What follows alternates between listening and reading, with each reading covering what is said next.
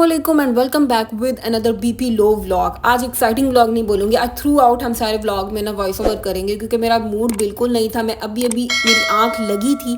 सहरी के बाद ना मैं 7 बजे सोती हूँ, थोड़े से काम करने होते हैं, एडिटिंग और ये वो करती हूँ। तो उसके बाद सोते सोते ही ना मतलब 8 बज जाते हैं। तो मैं अभी सोई थी, 2 घंटे ही हुए थे तो मुझे ब्लैकमेलिंग वाली कॉल आ गई कि अगर तुम 2 मिनट में नीचे ना आई तो हम तुम्हें छोड़कर चले जाएंगे।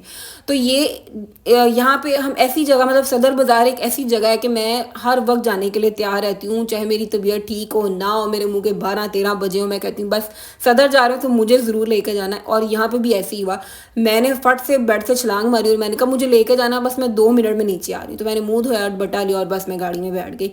नींद फुल आ रही थी और मैंने इनको बोल भी रही थी कि यार सुबह का टाइम है, मतलब शॉप बंद होंगी, बेचारे सैरी करके सोए होंगे। नहीं जी, हमारा यही टाइम है, हमने इसी टाइम पे जाना है, हमें बड़े काम होते हैं ये वो। तो ये आप देख सकते हैं कि हम बाज़ार आ गए हुए हैं और यहाँ पे आके ना बड़ा अच्छा लगता है। बड़ा पीसफुल बाज़ार है, बड़ा नीट एंड क्लीन बाज़ार है और हर चीज़ आपको मिल जाती है। मतलब आपने कपड़ा, क्रॉकरी, मसाले, ये वो, आगे ईद आ रही है, ईद की भी सारी चीज़ें आपको यहाँ से मिलेंगी। तो मुझे यहाँ पे इतना मज़ा आता है ना आने का कि मेरा तो दिल यहाँ पे आके ना गार्डन गार्डन हो जाता है। तो हम लोगों ने ना लूज फैब्रिक लेना था, तो वो यहाँ पे बहुत अच्छी वैरायटी है। और आपको पता है कि गर्मियाँ आ गई हैं, तो गर्मियों में समर के कपड़े जो ना हल्के हल्के डिज़ाइन वाले वो बहुत अच्छे इस पठान भाई के पास से।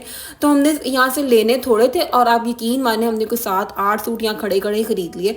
और हम लोग घर जब आए ना तो हम लोग कह रहे थे ओहो हमने तो एम फजूल ले लिए, लेकिन कोई बात नहीं, फजूल कुछ नहीं होता। गर्मियों में तो जितने कपड़े हो ना वो कम होते हैं, मतलब दिल करता है शावर लेते जाओ और उतारते जाओ। तो यहाँ पे भी यही। अच्छा, मैं ना ज़्यादा अपने पास कैश नहीं रखती हूँ, थोड़ा बहुत ही रखती हूँ। तो वो जितने भी वॉलेट में होते हैं ना वो पता ही नहीं लगता जाते किधर है। मतलब मैं अपने पे कम खर्चती हूँ, वो इधर उधर ही चले जाते हैं, पता नहीं कहाँ में। तो अभी भी बाजार में जितने पैसे लेके आई थी वो सब गायब, मतलब थोड़ी सी चीज़ें ली तो गायब।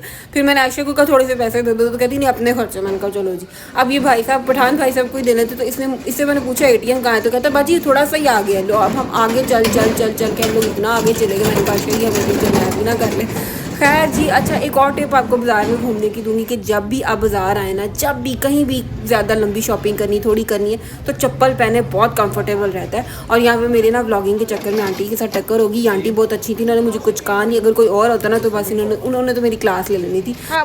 एक दफ़ा मैं ऐसे ही पहले भी ना बाज़ार का व्लॉग बना रही थी, तो दूर से एक आंटी मुझे देखती हुई आई और वो मेरा ना लिटरली शाउट करना शुरू हो गई कि आप वीडियो बनानी है, वीडियो तो बंद करें। मैंने कहा इनको क्या हुआ, मैंने तो उनको कुछ कहा भी नहीं है। फिर मुझे याद आया कि अच्छा मैंने वीडियो बना रही थी तो इनको लगा मेरा कोई क्लिप इन्होंने ऐड कर लिया होगा।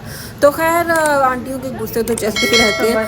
तो इसीलिए मैंने ना व्लॉग ज़्यादा बाज़ार में जहाँ पे रश था ना वहाँ पे मैंने वीडियो नहीं बनाई। और वैसे भी सुबह का टाइम था तो इतना रश नहीं था, कम ही लोग थे, कम शॉप खुली थी अभी। और यहाँ पे आयशा कुछ ज्वेलरी देख रही थी, तो आयशा को डील करने के बाद ना मैं चली गई अम्मी की तरफ। मेरा ये होता है, मुझे ना इनके साथ आकर मज़ा नहीं आता क्योंकि मैंने जितने में पूरा बाज़ार घूम के आ जाना होता है ना, यहाँ ये वहीं पे एक ही स्टॉल पे आपको खड़ी नज़र आएंगी।